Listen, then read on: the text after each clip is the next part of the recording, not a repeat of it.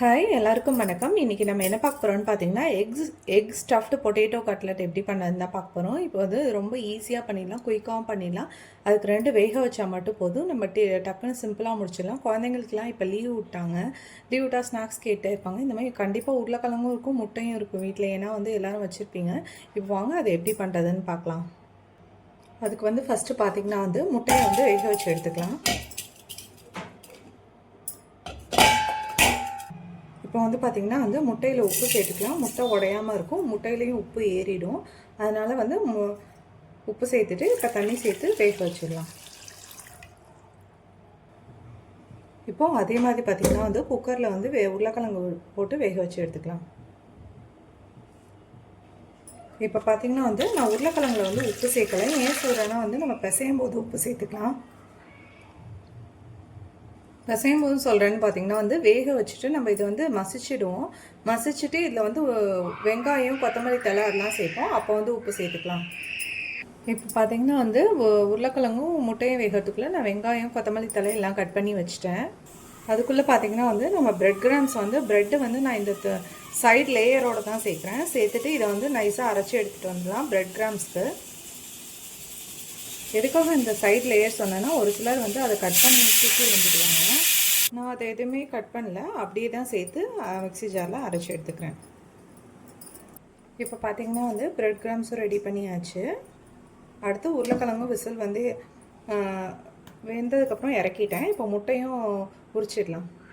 இப்போது முட்டையை பார்த்திங்கன்னா வந்து நம்ம தோல் உரித்து எடுத்து வந்தாச்சு. இந்த மாதிரி ஹாஃபாக கட் பண்ணி எடுத்துக்கலாம்.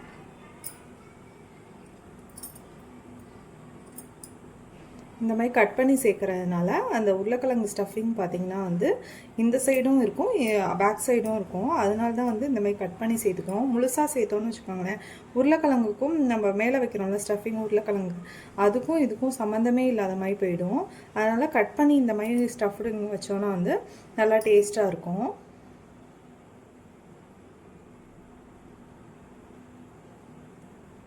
கண்டிப்பாக நீங்களும் இதை வீட்டில் ட்ரை பண்ணி பாருங்கள், சூப்பராக இருக்கும். ஏன்னா பார்த்தீங்கன்னா அது இப்போ குழந்தைங்களுக்குலாம் லீவ் விட்டாங்க, அவங்க டெய்லி ஸ்நாக்ஸ் கேட்டுட்ருப்பாங்க.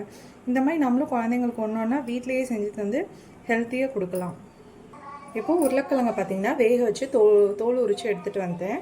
இப்போ வந்து இதை அப்படியே மசிச்சுக்கலாம். என்கிட்ட மேஷர் இல்லை, அதனால் நான் கை வச்சே மசிச்சுக்கிறேன்.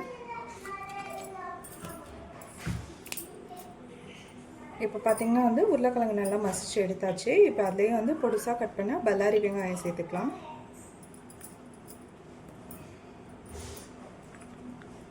இப்போது அதுலேயே வந்து பொடுசாக கட் பண்ண கொத்தமல்லி தழை சேர்த்துக்கலாம். இப்போது அதுலேயே வந்து தேவையான அளவு உப்பு சேர்த்துக்கலாம். இப்போது அதுலேயே வந்து பார்த்திங்கன்னா வந்து 1 ஸ்பூன் மட்டும் ரெட் சில்லி பவுடர் சேர்க்குறேன். குழந்தைங்க சாப்பிடுவாங்க, நான் காரம் கொஞ்சம் கம்மியாக தான் சேர்த்துருக்கேன்.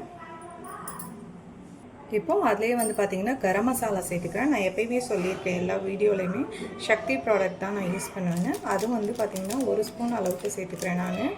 நீங்கள் வந்து காரம் கொஞ்சம் கூட தேவைன்னா நீங்கள் கூட சேர்த்துக்கலாம். நான் பசங்க சாப்பிடுவாங்கன்னு காரம் எல்லாமே கொஞ்சம் கம்மியாக தான் சேர்த்துருக்கேன். இப்போது அதுலேயே வந்து பார்த்திங்கன்னா வந்து பெருங்காய பவுட்ரு வந்து 1 ஸ்பூன் அளவுக்கு சேர்த்துக்கிறேன். எதுக்காக பெருங்காய பவுட்ரு சேர்க்குறேன்னு பார்த்திங்கன்னா வந்து முட்டையும் வாய்வு, உருளைக்கிழங்கும் வாய்வுங்கிறதுனால அது மட்டும் கொஞ்சம் வந்து 1 ஸ்பூன் அளவுக்கு சேர்த்துக்கிறேன். இப்போ பார்த்திங்கன்னா வந்து எல்லாத்தையும் நல்லா பிசைஞ்சிடலாம்.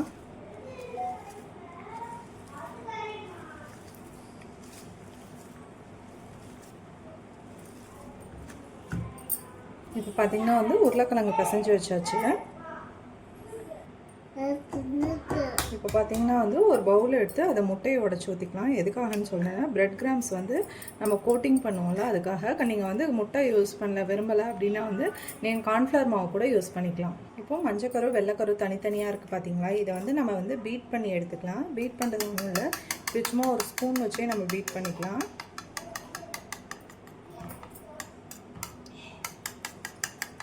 இப்போ பார்த்திங்கன்னா வந்து நம்ம இந்த மாதிரி ஒரு முட்டையை எடுத்துக்கலாம். எடுத்துகிட்டு அதில் பார்த்திங்கன்னா வந்து நம்ம உருளைக்கிழங்கு செஞ்சு வச்சோம்ல ஸ்டஃப் பண்ணுறதுக்கு, அதை வந்து இந்த மாதிரி மூடி வச்சு பண்ணிடலாம். இந்த மாதிரி பண்ணிக்கோங்க. இந்த மாதிரி பண்ணி ஒன்று ஒன்றா செஞ்சு வச்சிடலாம். இப்போ பார்த்திங்கன்னா இந்த மாதிரி செஞ்சு எடுத்ததுக்கப்புறம் முட்டையில் ஒரு வாட்டி டிப் பண்ணிடலாம். டிப் பண்ணிட்டு பிரெட் கிராம்ஸில் டிப் பண்ணி எடுத்து இப்போ பிரெட் கிராம்ஸில் அப்படியே கோட் பண்ணிடலாம். பாருங்கள், இந்த மாதிரி கோட்டிங் பண்ணிடலாம். பாருங்கள், இந்த மாதிரி கோட்டிங் பண்ணி எல்லாத்தையும் ரெடி பண்ணி எடுத்துக்கலாம். இப்போ பார்த்திங்கன்னா வந்து ஸ்டவ் ஆன் பண்ணிடலாம்.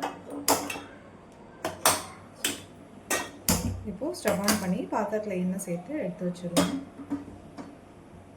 இப்போது எண்ணெய் நல்லா ஹீட் ஆகட்டும். இப்போது எண்ணெய் பார்த்திங்கன்னா நல்லா ஹீட் ஆகிட்டு இப்போ ஒன்று ஒன்றா போட்டு எடுத்துக்கலாம். பார்த்திங்கன்னா வந்து சிம்மிலேயே வச்சுக்கோங்க. ஸ்டவ் வந்து பெருசாக வச்சுட்டேன்னா ஏன் சொல்லணும்னா நம்ம பிரெட் கிராம்ஸ் சேர்த்துக்கோங்க. ஃபஸ்ட்டு மேலே ஃபுல்லாக கருப்பாகிடும். அதுக்கப்புறம் உள்ளே வந்து ஆல்ரெடி நம்ம வேக வச்ச உருளைக்கிழங்கு தான் இருந்தாலும் வந்து ஸ்டவ்வை சிம்லேயே வச்சுக்கோங்க. ரொம்ப கருத்துடும் பிரெட் கிராம்ஸ் சேர்த்ததுனால. எப்பயுமே பார்த்தீங்கன்னா வந்து ஃபஸ்ட்டு உடனே திருப்பிடக்கூடாது. கொஞ்சம் நேரம் கழித்து திருப்பிடுங்க. அப்போ தான் பிரெட் கிராம்ஸ் உதிராமல் இருக்கும். இப்போ சூப்பராக கோல்டன் ப்ரௌன் ஆகிடுச்சு பாருங்கள். இப்போ எடுத்துடலாம். இப்போ பார்த்திங்கன்னா வந்து நம்ம எக் ஸ்டஃப்டு பொட்டேட்டோ கட்லெட் சூப்பராக ரெடியாக இருக்காங்க. நான் மேலே இது பண்ணி பார்த்தேன், சவுண்டு வருது பாருங்கள். பாருங்கள், அவ்வளோ கிறிஸ்பியாக சூப்பராக இருக்குது டேஸ்ட்டாக. உள்ள முட்டை இப்போ பார்த்தீங்கன்னா வந்து முட்டை மேலே உருளைக்கிழங்கு இது பண்ணது, அதுக்கு மேலே பிரெட் கிராம்ஸு நல்லா கிறிஸ்பியாக டேஸ்ட்டாக இருக்குது. இப்போ பார்த்தீங்கன்னா வந்து இந்த மாதிரி ஹெல்த்தியாக நீங்களும் குழந்தைங்களுக்கு வீட்டில் செஞ்சு கொடுங்க. இது வந்து குழந்தைங்கள்லேருந்து பெரியவங்க வரைக்கும் எல்லாருக்குமே ரொம்ப பிடிக்கும். இதை கண்டிப்பாக நீங்களும் வீட்டில் ட்ரை பண்ணி பார்த்துட்டு எப்படி இருக்குன்னு கமெண்ட் பண்ணுங்கள். தேங்க்யூ.